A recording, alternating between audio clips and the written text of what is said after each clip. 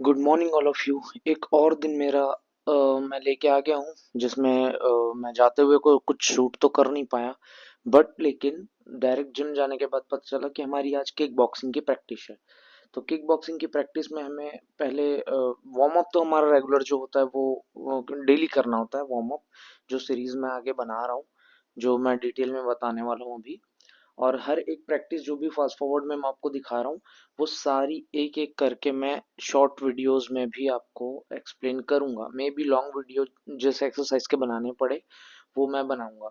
बाकी यहाँ पे हमको बोला गया कि दो जैब पंचेस करने हैं, एक क्रॉस करना है और एक राउंड किक करनी है।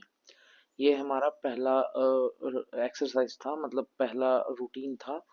और ये कंटिन्यू हम करते हैं, एटलीस्ट 20 to 30 रेपिटेशंस हम करते हैं। वैसे 10 रेपिटेशंस के बाद ही स्टेमिना भी कुछ इतना खास बिल्ड नहीं हुआ है, सो हम थक जाते हैं, तो वो जैसा तैसा चलता है, बट उसके बाद परफेक्शंस नहीं रहती उसमें, किक्स में या पंचेस में। बट हमें करना है स्टिल, ये आगे जाके हमको बहुत हेल्पफुल होगी। और फिर बीच बीच में जैसे हमें एक ऑफ दिया जाता है तो हमें कोई एक एक्सरसाइज दे दी जाती है जो हमारे कार्डियोवेस्कुलर एक्टिविटी को हाई करे, जो हमारे स्टेमिना बनाए।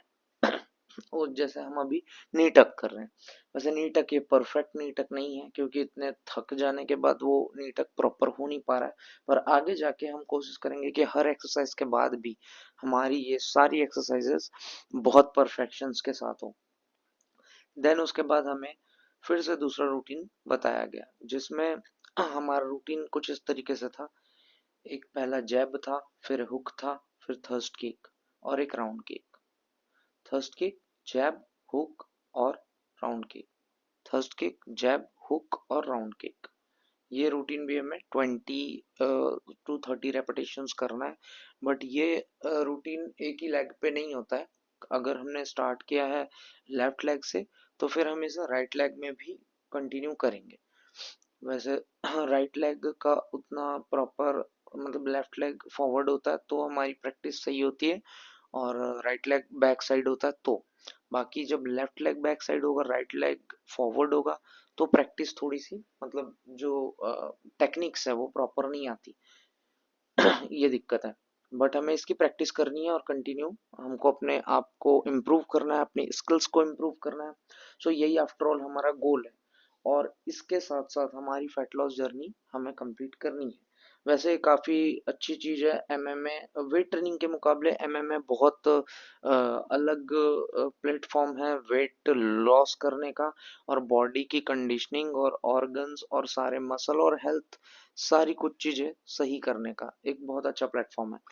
और इस चीज में हम करते करते कब वेट लॉस करते हैं हमें पता नहीं चलता, हालांकि बहुत हालत खराब होती है इसकी वर्कआउट में, क्योंकि काफी एनर्जी लगती है और काफी प्रॉब्लम्स आती है। हर एक चीज में पेन आता है, हर एक इसमें। और जैसे इस एक्सरसाइज के बाद हमें जंपिंग जैक्स करने बोला गया। जंपिंग जैक्स भी 50-60 नहीं थे, 100 जंपिंग जैक्स थे। तो धीरे धीरे हमारे मेंटोर, हमारे कोच हमारी प्रैक्टिस को हमारे अकॉर्डिंग बढ़ाते जा रहे हैं। फिर जिम सेशन खत्म होने के बाद मैं घर पे आया, और एक फाइट के दौरान मुझे मेरे टंग में कट लग गया था, मेरी तीत के बीच में मेरी टंग आ गई थी। तो वो मैं शो कर रहा हूँ। देन उसके बाद मैंने देखा मेरा फेशियल स्ट्रक्चर काफ़ी इम्प्रूव हो रहा है और मेरी कंडीशनिंग अच्छी होती जा रही है, मेरा फैट लॉस होने के कारण। अब तक हमने 6 kg अप्रोक्स वेट लॉस कर लिया है। शुरुआत का वेट लॉस ऐसे ही स्पीड में होगा, फिर उसके बाद थोड़ा स्लो होता है। बाकी देखते हैं हमारी बॉडी कैसे परफॉर्म करती है, चाहे वो वेट लॉस को लेके हो या स्किल्स को लेके हो। तो देखते हैं हमारा स्टेमिना कितना होता है। मेरी टंग काफ़ी ज़्यादा कट गई थी और काफ़ी दिन तक मैं खा नहीं पाया था ठीक से। और ये मेरा पहला मील था, एग वाइट्स, राइस और कर्ड, जिसके साथ थोड़ा मैं मिल्क पाउडर लेता हूँ टेस्ट के लिए, थोड़ा सा स्वीटनेस के लिए। ये मेरा पहला मील था।